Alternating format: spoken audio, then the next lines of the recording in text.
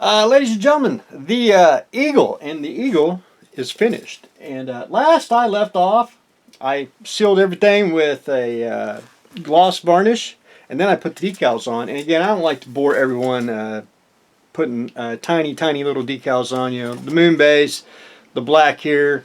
Their decals are excellent. They actually, once you put them in water and take them out, I mean almost a few seconds, they're already off the paper. It's just nuts. Very rare I ever get to have decals like that. But anyway, that's a good thing.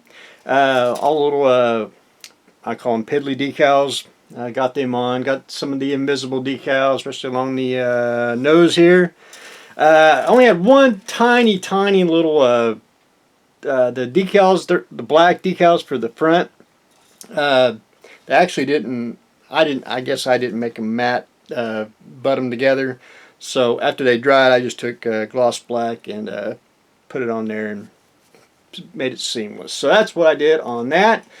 Probably hard to tell right through here on the pads. I did some pigment powders, you know, like the landing and, you know, dust gets on.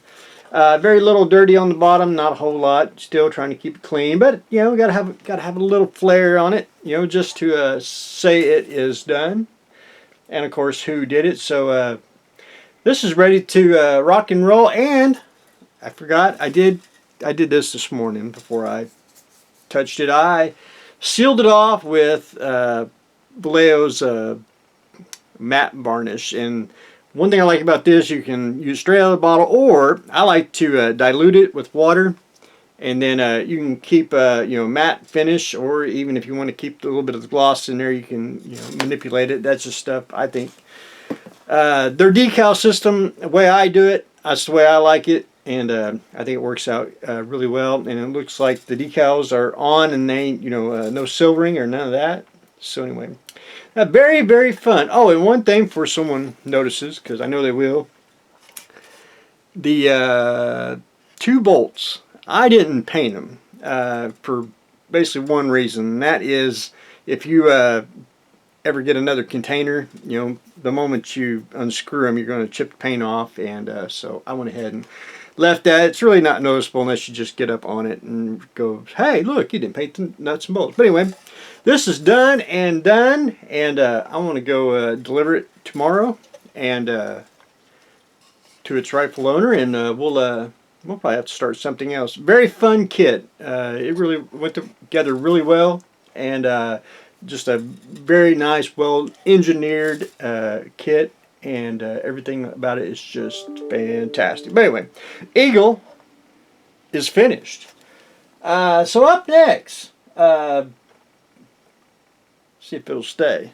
The Transcendence, and that is the old Voyager kit. And I gotta make a disclaimer, and I probably made it last time, and I like to emphasize it. This is a rebuild. This means I had to break it apart, and we're gonna put lights in it, and I will try my darndest to get all the seams on it the best I can, but there is some that probably may not be on there seam wise. That's, you know, I can't fix, just because trying to reassemble something that you broke apart, you know, just may not mat together, you know, really well. But anyway, there's some stuff like that. I always like to get that out of the way. So the Transcendence here, I had to start with the base, and my go-to base is Polar Lights' Universal Dome base. I guess they don't make these anymore, because I can't find them, and I should have bought more of them than I should. I think these are the greatest thing since sliced bread. These were just everywhere. You use them for anything,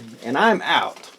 So we had to go back to my my version of making a stand, and that is a plaque with a brass tube, and it's telescoping, so you'll be able to put it on like so.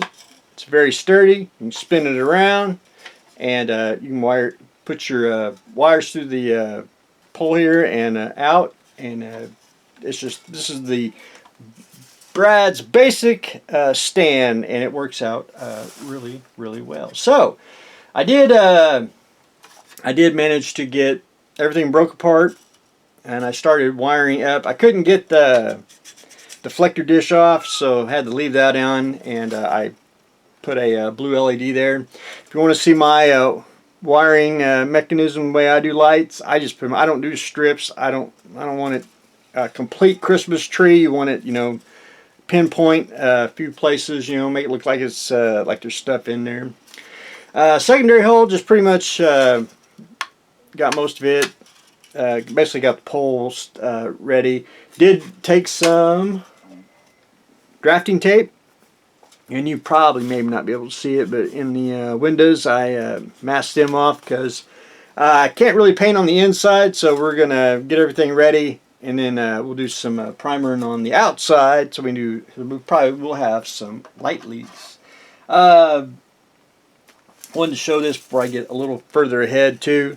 Of course, my little wiring system here, you know, just try to make it easy. I don't like to, you know, put all the, make it look like a bomb, but, you know, lights up just fine. The nacelles, they like to pivot, and the old monogram kit gave you basically a, I'm going to tear that up pretty soon. They give you a, I don't know, piece of, I wouldn't even call it a, I'd call it sprue. That's basically what I'd call it. And you stick it in, and it's supposed to be able to pivot like Voyager's nacelle does. So I already bent it when I broke it out.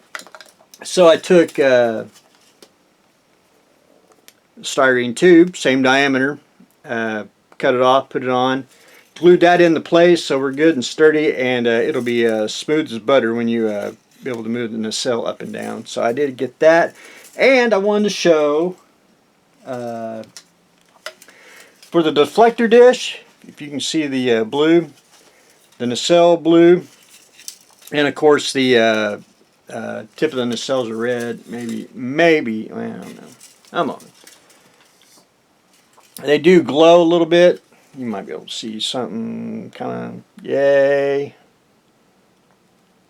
That is the transparent colors, and they are you can do them opaque. You can do them if you thin it with water. You can get them really thin, and I think they worked out pretty darn good. The only thing is, Tamiya's clear. You know, it's basically got a little bit of a gloss to it.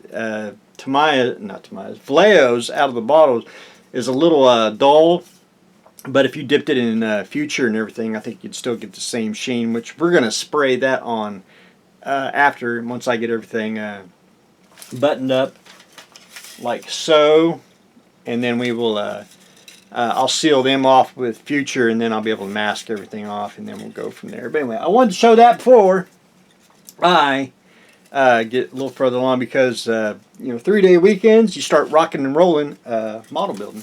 But anyway, that's what I got going on today. The Transcendence is slowly taking shape here, and if I don't tear it up, finish the Eagle. So that's what I got going on today. So stay tuned for the next exciting episode.